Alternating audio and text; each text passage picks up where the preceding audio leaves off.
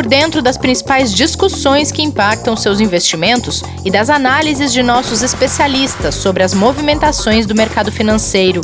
Falando nisso, nosso encontro é toda manhã, logo após a abertura do mercado. Entre nos canais oficiais do Itaú Personalité e envie suas dúvidas sobre recomendação de investimentos.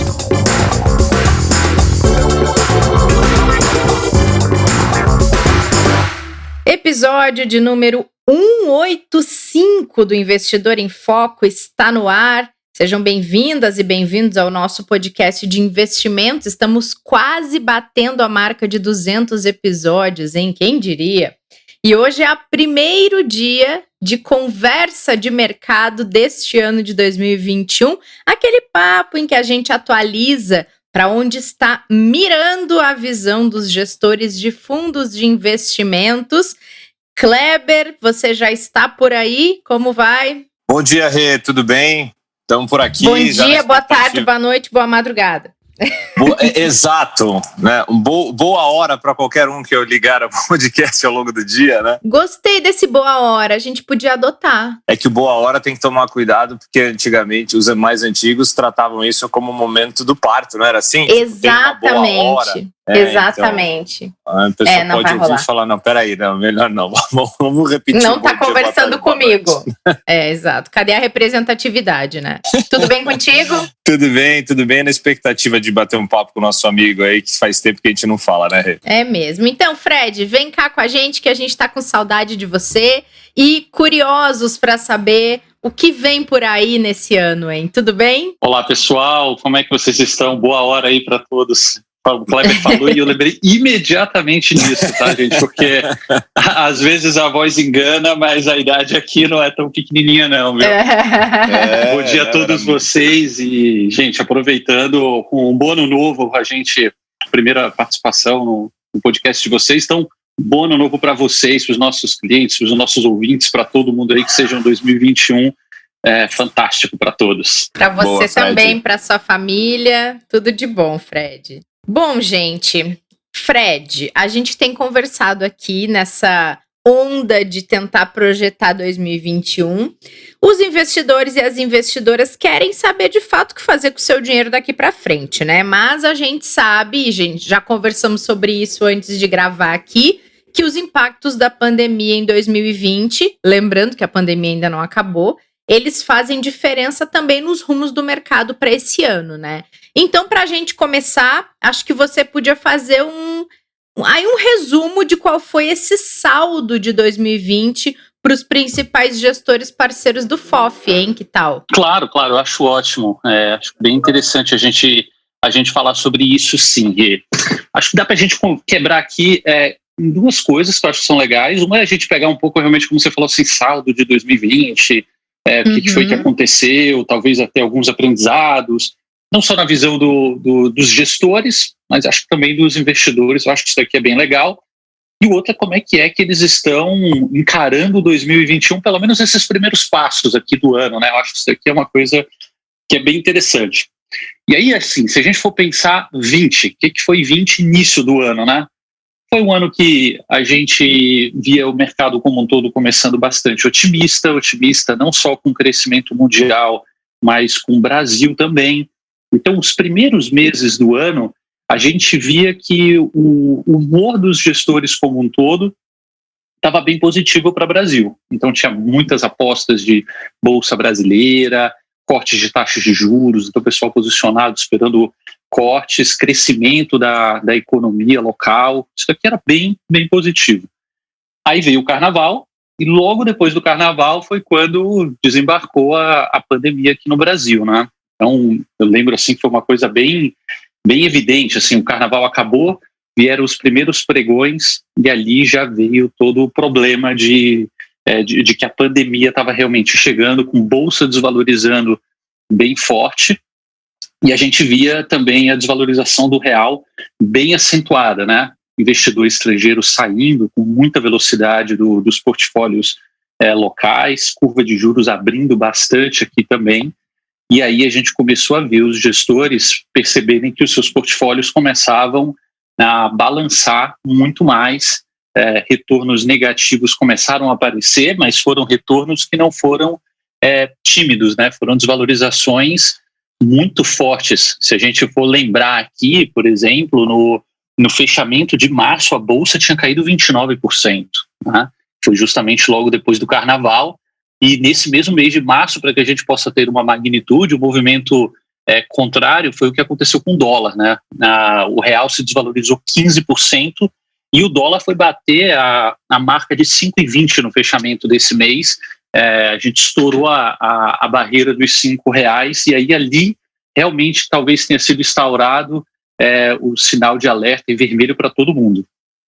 E aí o que a gente começou a ver foi que os gestores como um todo, seja de multimercado, de renda variável, todo mundo começou a adotar novas estratégias para os seus portfólios, e isso daqui era uma coisa que valia, gente, desde aqueles gestores que são caracterizados como macro trading. Eu já falei para vocês, mas retomando aqui, é aquele gestor que tem uma característica de rodar mais a carteira, montar e desmontar a posição com mais velocidade. Esse imediatamente, tão logo viu essa questão de crise aqui mais forte, já começou a se mexer, mas até mesmo aqueles outros gestores, que são os macro carregamento, geralmente tem uma convicção de manter o seu portfólio por um tempo mais longo, carregando as posições, até esses começaram a mexer nos seus portfólios com uma velocidade de tempo menor para tentar meio que segurar a onda, né? Aí a gente passou por alguns meses de forte valorização da Bolsa, pelo menos no fechamento de cada um desses pregões. A gente veio com 4 meses seguidos de valorização, e valorizações fortes na ordem de 8%. Isso aqui foi uma primeira retomada que a gente viu, principalmente no mercado de Bolsa de Valores, e isso daqui aconteceu muito por causa daquela situação do, olha, ok, vamos ter que conviver então com o vírus, como é que a gente faz para viver com isso daqui? E aí foi no momento em que começou a aparecer, e eu falei muito para vocês, foi quando começou a aparecer muitas posições dos gestores apostando em empresas de consumo, empresas de tecnologia. Lembro disso. Lembra? A gente falou bastante, porque no primeiro momento fecharam-se as portas, então não existe mais comércio. E depois os gestores começaram a ver e falaram, não, peraí, aquele cara que trabalha não trabalha com lojas físicas, mas principalmente voltados a entregas, por exemplo, esse cara vai se destacar. E aí se destacou bastante, não só empresas aqui do Brasil, como algumas empresas lá de fora. Aí a gente veio para agosto com uma sequência de 3 meses de nova desvalorização de Bolsa de Valores. Foi quando a gente viu uma situação de que, apesar do mercado ter respondido bem nos meses anteriores, a gente ainda tinha um problema grave no mundo como um todo, e talvez ali tenha sido o momento em que ficou mais claro algumas questões do risco no Brasil, porque foi quando a gente começou a ver as questões fiscais estarem mais em voga, mais em discussão. Né? Então, começou a vir as discussões não só do Brasil, mas outros países mundo afora também na questão do fiscal. Os países precisando arrumar jeito de ajudar as pessoas a enfrentar essas crises e as empresas, segurar a taxa de desemprego, etc.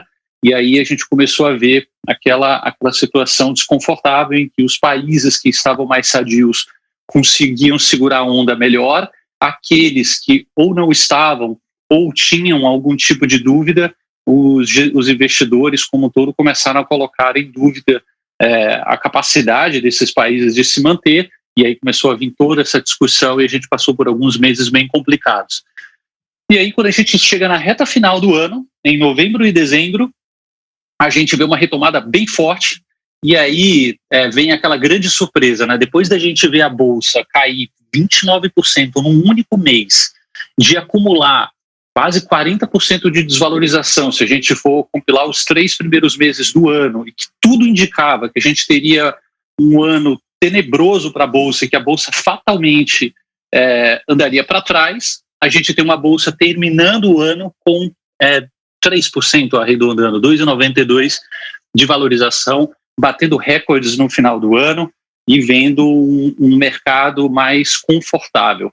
E aí eu acho que tem um ponto que é interessante, porque a gente já começa a entrar em 21, que é por que tem esse fechamento mais positivo de 20, né? Por que não dizer? Porque depois de tudo que a gente viveu, 3 é bastante positivo. é basicamente por causa de alguns desfechos que a gente teve na história de 20. Uma delas, as eleições americanas, que deu muito o que falar, vocês falaram bastante no programa de vocês, não só do pré-eleitoral, depois da eleição, aí as discussões de se vão validar essa eleição ou não, contagem de votos, etc. Então teve esse desfecho e saiu um desfecho mais positivo, o mercado estava realmente mais pró-Biden e isso de fato aconteceu. E o outro foi a questão dos testes de vacina, o teste contra o coronavírus. Uma série de vacinas começou a apresentar resultados que aos olhos do mercado eram animadores, e isso fez com que a gente entrasse agora, finalmente, em 21, com o seguinte cenário, gente. É um cenário de que, sim, vamos enfrentar, já estamos enfrentando uma segunda onda mundo afora, então uma série de países na Europa e algumas restrições nos Estados Unidos também mais fortes por causa dessa segunda onda, mas a visão da maior parte dos gestores é que, dado que a gente está com uma vacina já em processo de aplicação e a gente está num cenário em que agora realmente é a velocidade de aplicação disso, eles entendem que a questão da pandemia é um problema que já está encaminhado à sua solução, é uma questão de tempo. Sim, a gente ainda vai viver recluso por um tempo, até que a vacinação atinja um determinado percentual que traga uma segurança, mas eles entendem que o tema coronavírus, por que não dizer, ou ele já está contornado ou ele está muito bem encaminhado para que isso acabe, né? Então isso trouxe um ânimo muito forte para o final do ano passado e o início agora de 21 também. E, por fim, aquelas questões de que estão começando a discutir sobre como que vai ser essa retomada, buscar ações de empresas que ficaram para trás, algo que eu falei para vocês alguns programas atrás, que realmente os gestores estavam começando a buscar algumas empresas que não tinham se recuperado, eles estão começando a aparecer. E isso foi o que fez a Bolsa como um todo se valorizar. Então, acho que se a gente tivesse que dar um grande resumo do que se espera para 21, seria um cenário ainda incerto por algumas questões, principalmente na questão da retomada da economia e qual é o desfecho que isso pode dar para a questão de fiscal de alguns países. Isso daqui realmente traz ainda bastante dúvida, porém, por outro lado, um ambiente mais positivo, porque entende-se que a liquidez do mercado e todos os incentivos que bancos centrais e governos mundo afora vão continuar proporcionando para as economias, isso deve fazer com que o caminhar da economia como um todo no mundo caminhe para frente, né? Ainda naquelas dúvidas, algumas economias começando, por que não dizer, aos poucos andar só com uma das muletas, não mais as duas, mas começando a dar os seus primeiros passos, quem sabe, sozinho ao longo de 2021, outras ainda muito dependentes desses incentivos, mas num ambiente mais confortável.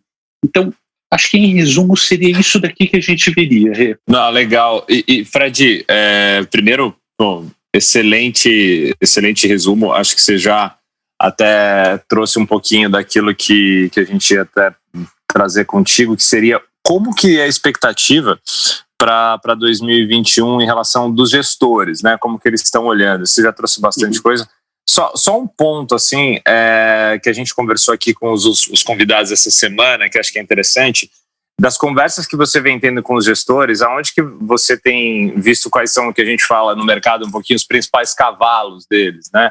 As apostas, os ativos, as estratégias que eles estão vendo como principais aí para esse ano. Eles ainda seguem, Kleber, ainda muito uma aposta de bolsa, né? Bolsa bolsa de todos os mercados são isso, mas talvez bolsa reflita isso numa velocidade maior.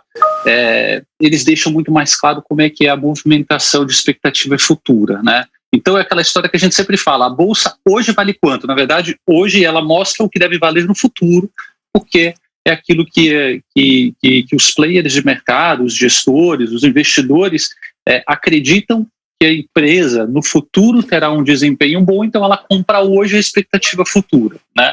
Então eles seguem ainda bastante fortes com bolsa de valores, tanto aqui no Brasil quanto fora. Naturalmente os nossos gestores seguem ainda muito uma estratégia, Kleber, que é assim, no Brasil eles costumam escolher as ações que vão investir. Lá fora, geralmente eles vão mais direto por índice. Então eles compram lá um índice que representa a bolsa americana ou a bolsa europeia e por aí vai. Ou em alguns outros casos eles compram um índice que representa um determinado setor.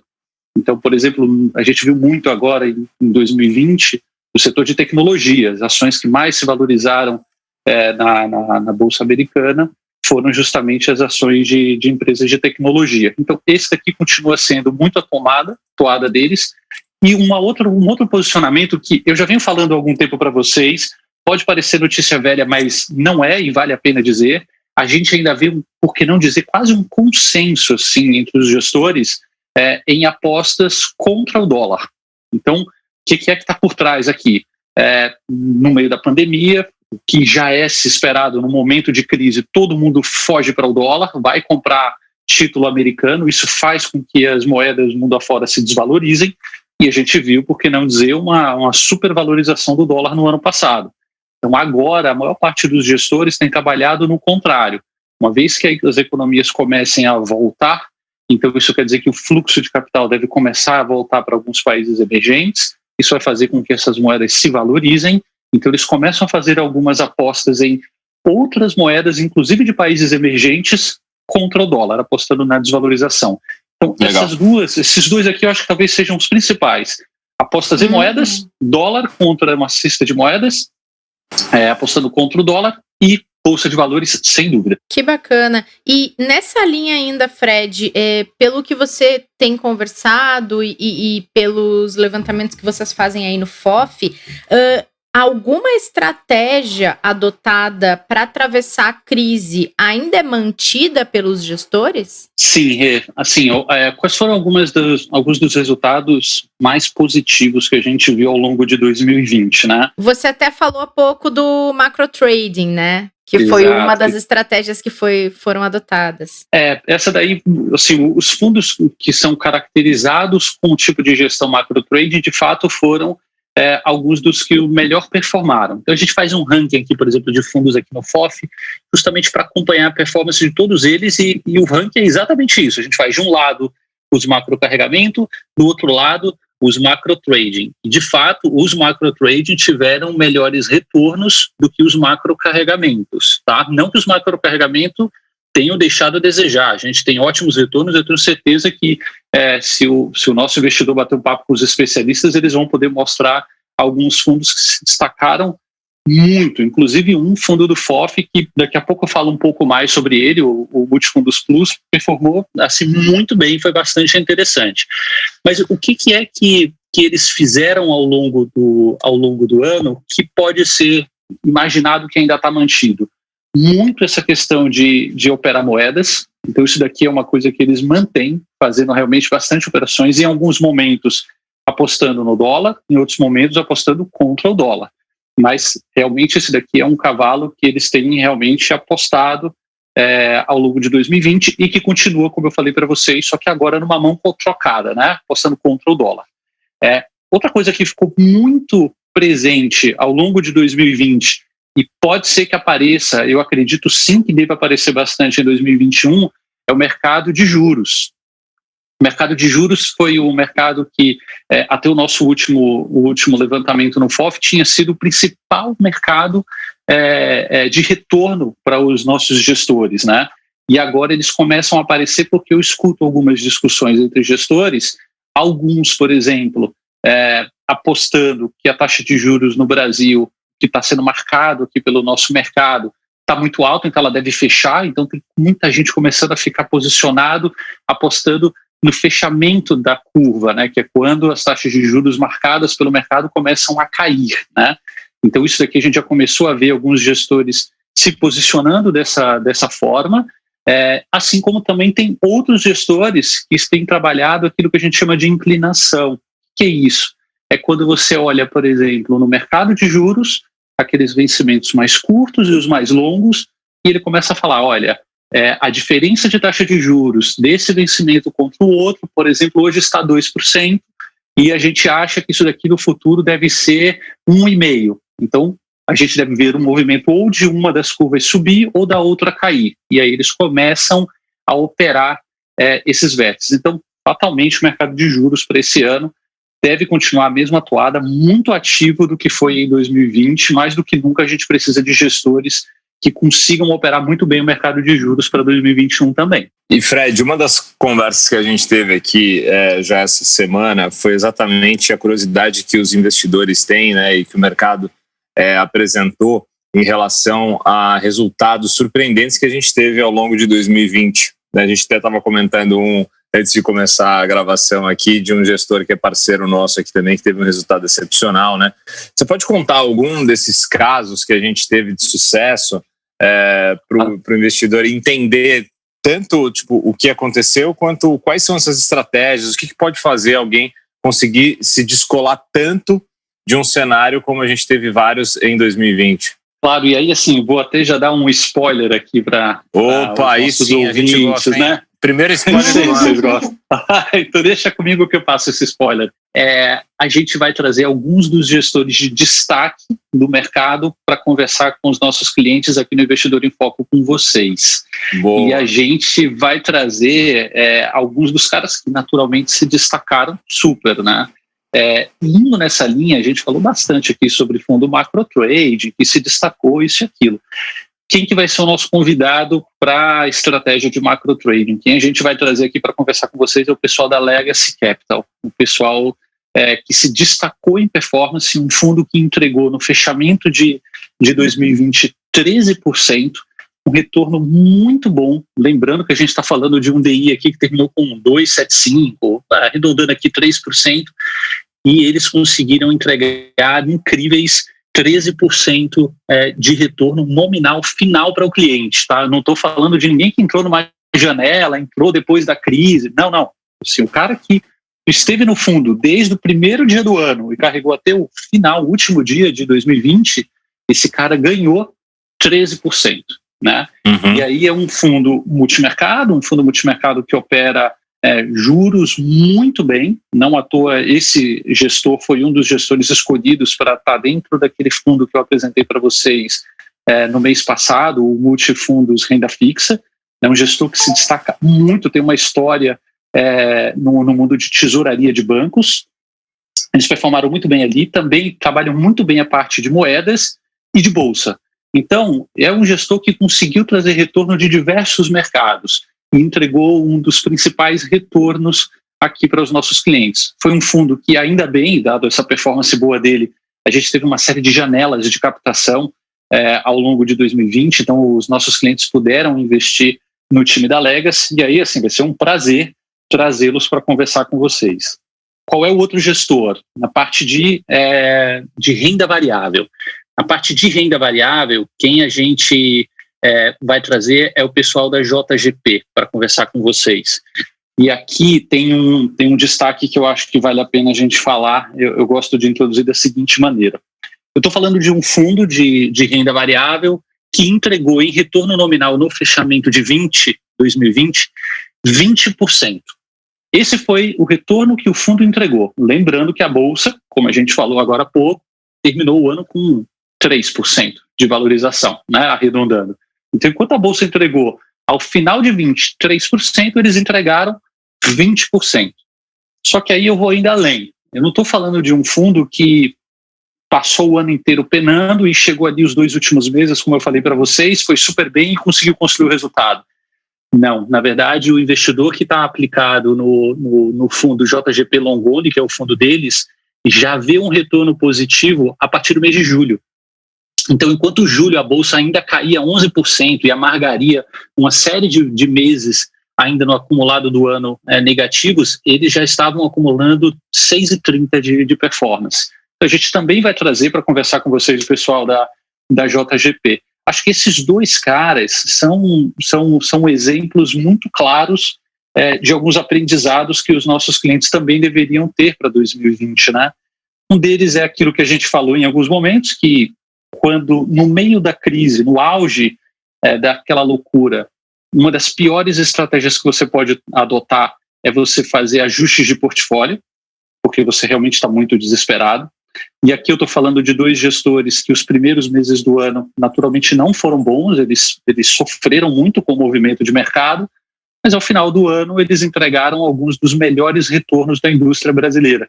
Então, acho que isso aqui fica como um aprendizado, uma coisa legal para reforçar. Olha, Kleber talvez tenha passado por tantas crises quanto eu. Eu já passei por muitas crises no mercado. Algumas. Algumas, né?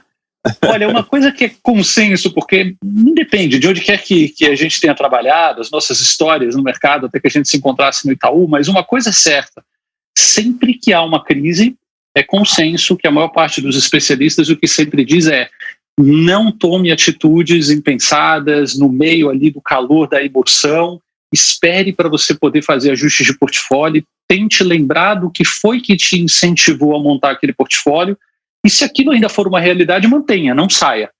E aqui tem mais uma crise que deixa isso muito claro para todos nós. Então, todo mundo que saiu desesperadamente, talvez, desmontando posições de risco no auge da crise e correndo, por exemplo, para aplicações mais conservadoras, deixou de pegar o rally da volta do final do ano e deixou de ver retornos como esses aqui que a gente exemplificou, tanto da Legacy quanto da JGP. Acho que são bons aprendizados aqui para os nossos investidores. Não, excelentes, Fred. E esse ponto que você falou das crises, ele é super importante porque a crise de 2020, ela, como você falou, a gente já tem um tempinho aí de mercado, né? Passou dos 20, né? Já começa a ter bastante coisa para contar, né? E eu lembro que a primeira grande, assim, que eu não vivenciei tanto, porque estava muito no começo de carreira, mas foi a asiática, ali no final de 99, né? Os problemas ali no início do século, ali em 2000, até vi o atentado de 2001, que dali foi um peso muito grande. E a gente teve várias outras depois, né? Passando por subprime, crises locais, etc. É que a de 2020 foi a primeira em âmbito global mesmo, que a gente, pelo menos eu me lembro de ter vivido como foi, né? E com a questão de saúde envolvida, né? Então sim, ela mexeu muito mais com o psicológico das pessoas, né? Com a preocupação das pessoas em, tipo, o que eu faço, sendo que eu posso ter um problema de saúde, eu posso precisar do recurso para ajudar minha família. Quer dizer, o que passou na mente das pessoas presas em casa pela primeira vez, né? Tipo, pelo menos eu nunca tinha ficado preso em casa, né? Acho que a maioria das pessoas também não, né? Ainda mais por um motivo como esse. Então, essa frieza que você colocou no sentido de tomada de decisão e saber ter essa vivência de histórico, né, de que as crises elas realmente passam, ficou uma grande lição, porque se essa a gente passou, acho que as próximas vai ficar muito mais fácil das pessoas lembrarem dessa experiência, tirando das mais novas que não passaram, que vão passar as próximas, né? Mas esses gestores deram aula. Eu realmente acho que, assim, independente, mas o mercado voltou, então a bolsa subiu de novo, os juros também ajudaram, quem ficou posicionado em câmbio, desculpa, agora é fácil falar, né? Mas acho que esses gestores que tiveram essa performance excepcional realmente deram aula de gestão, porque não foi fácil, né? Ninguém sabia o que ia acontecer, para onde ia. Agora a história está mais tranquila de contar, né? Mas sim, a história já está escrita, né? Há meses atrás a gente tinha realmente uma série de dúvidas. A gente ainda tem, né? A gente ainda tem muitas dúvidas do que vai acontecer esse ano, mas então vai ser muito bom para que as pessoas comecem a separar, né? Os gestores realmente que fazem esse tipo de trabalho, né? As pessoas capacitadas no mercado que conseguem direcionar o investidor para o caminho certo na hora das crises. Assim, excepcional trazer esse trabalho e esses gestores para falar com os investidores aqui. Obrigado mesmo, Fred. Imagina. E tem uma observação aqui que é bem legal, que eu acho que vale a pena falar para vocês. Como eu falo para vocês, a gente adora fazer estudo aqui no FOF, né? Então, assim, tudo que possível, teve uma ideia, vamos trabalhar aqui para ver se dá para fazer um estudo legal. A gente fez um estudo agora no fechamento do ano de 2020 e tem uma informação que eu acho que pode ser legal até para casar com a vinda dos gestores para essas conversas, né? Vocês sabem que uma coisa que a gente sempre destaca muito nas conversas com vocês é que a gente gosta de consistência, a gente gosta de gestores que também consigam trazer retornos de vários mercados, ou seja, olha, o cara é ótimo em juros, mas nossa, ele não consegue trazer retornos em bolsa nem em moedas. Não curtimos muito. A gente gosta realmente do gestor que consiga fazer um trabalho e trazer retorno de diversos mercados. E a outra, consistência, né? A gente gosta de gestores que consigam desempenhar um bom trabalho no auge da crise, em momentos ruins, em momentos bons também. E aí a gente fez aqui um ranking dos melhores fundos ao longo do ano. Só que aí a gente fez uma mudança no ranking mais comum que existe no mercado. Qual que é o ranking mais comum que existe no mercado? Qual foi o resultado de 2020? Fim. E geralmente é isso, né? Então você vê o final do ano, o cara ficou do primeiro ao último dia, quem foi que performou melhor, tá aqui o ranking, acabou. Só que aí a gente tem algumas situações, porque Kleber, pensa o seguinte, você tem todo mês dinheiro para investir? Não necessariamente. Será que no mês que você quer investir, talvez o melhor fundo esteja aberto? Não. Então a gente fez um ranking móvel, que funcionava da seguinte maneira, eu olho no mês de janeiro, quem segurou de janeiro até dezembro, mas e o cara que só teve dinheiro em fevereiro? Então eu olho um ranking de fevereiro até dezembro. E aquele cliente que só teve em março? Aí eu olho o ranking de março até dezembro. E eu vou fazendo isso. Ou seja, eu fico simulando todos os meses que o nosso cliente só teve a capacidade de investir naquele mês. Então, quais eram os melhores produtos para você investir naquele mês e carregar até o final do ano? E aí a gente fez o top 5 de todos esses fundos da nossa prateleira aqui do Personalité. E aí, assim, por que a gente está muito feliz de trazer o pessoal da Legacy para vocês? Porque em todos os meses, de janeiro a dezembro, qualquer que tenha sido o mês, a Legacy foi um dos 5 melhores fundos de investimentos multimercados que o cliente poderia ter entrado. Então, o cara que entrou em janeiro, em fevereiro, em março, em abril, não importa, esse cara sempre esteve com um fundo que foi um dos top 5. E outro fundo que ficou, por que não dizer para trás, aqui às vezes em visibilidade, mas que ao final dessa história também se destacou muito, mas aí se vocês quiserem fica para um outro dia a gente conversar, é um fundo nosso aqui do FOF que se chama Multifundos Plus, foi o que eu havia falado aqui no meio do programa. Ele, nos 12 meses, ele esteve no top 5 em 8. Então, assim, a gente está falando também de um fundo que se destacou bastante, né? Então, a gente gosta muito disso. A gente gosta de consistência, a gente gosta de mercados pulverizados e a gente gosta de encontrar fundos em que o cliente não precisa escolher aquela janela da sorte, sabe? Olha, se entrou nesse mês, ganhou um monte. Se entrou no mês seguinte, já ficou meio que na mediana. Esses 2 fundos aqui, acho que foram 2 dos grandes destaques. Vai ser muito legal trazer o pessoal da Legacy para conversar e explicar um pouco como é que eles construíram isso aqui. Muito legal, muito legal. E tem razão mesmo, Fred, até porque essa janela mágica, ninguém tem como adivinhar qual vai ser, né? É verdade. Então é legal trazer, é legal trazer essas experiências que o cliente decide o momento em que ele quer e que ele pode se dar bem a partir disso, né? Bacana. Exato. Muito bom, Fred. Então a gente começa, gente, na semana que vem, essas conversas que o Fred já introduziu aqui para vocês, já trouxe um pouco de spoiler, com gestores parceiros do FOF e que vão vir contar um pouco da sua experiência e da sua visão de mercado para esse ano e como é que eles conseguiram ultrapassar essa crise tão forte que a gente viveu em 2020, que ainda não está completamente sanada, mas que já é uma esperança nova que se tem a partir da virada do ano, dessa possibilidade de vacinas no curto prazo. Então a gente vai fazer esse papo para aproximar também vocês que investem da visão dos caras que estão gerindo o fundo em que vocês investem em muitos casos, né?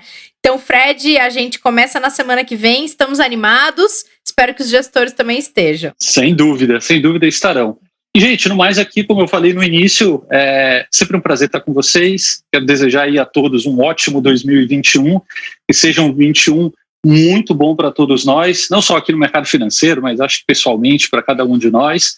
E, pô, contem comigo, logo mais eu estou de volta aí para a gente bater novas conversas. Valeu, Combinado, Fred. Brigadão, ótimo ano para vocês também aí no FOF, valeu mesmo. E valeu, Rê. Amanhã estamos de volta, né? Combinado, amanhã estaremos de volta e amanhã a gente tem comemoração aqui no podcast. É só esse spoiler que eu vou dar para vocês. Valeu, meninos! E todo mundo que nos acompanhou no episódio de hoje, foi um prazer estar com vocês em mais esse episódio aqui do Investidor em Foco. Não esqueçam lá daquela nossa dica boa dessa semana, que é seguir o Itaú Investimentos no Telegram, para vocês não ficarem por fora, ficarem sabendo de tudo que a gente produz de conteúdo de investimentos aqui no Itaú e poderem acompanhar esses conteúdos fresquinhos. O podcast, por exemplo, a gente avisa lá assim que ele sobe nas plataformas de podcast, então não percam mais esse canal e nos encontramos nessa sexta-feira no próximo episódio. Fique por dentro das principais discussões que impactam seus investimentos e das análises de nossos especialistas sobre as movimentações do mercado financeiro. Falando nisso, nosso encontro é toda manhã, logo após a abertura do mercado. Entre nos canais oficiais do Itaú Personalité e envie suas dúvidas sobre recomendação de investimentos.